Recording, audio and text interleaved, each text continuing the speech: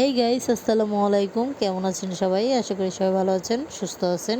তো গাইস, আমি একটু ঘুরতে বেরিয়েছিলাম, সেখানে দেখি হাওয়াই মিঠা বানাচ্ছে। তো হাওয়াই মিঠা বানানো দেখছিলাম, তো দেখতে ভালো লাগছিল, তাই একটু ভিডিও করে নিয়েছিলাম।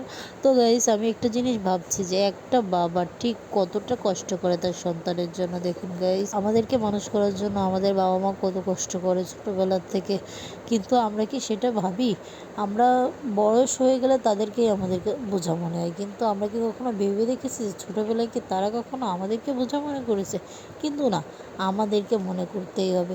বয়স হয়ে গেছে, তাদেরকে এখন বোঝা ছাড়া আর কিছুই মনে হয় না। কিন্তু গাইস, একটিবার ভেবে দেখেন তো, তারা আমাদেরকে কীভাবে মানুষ করেছে।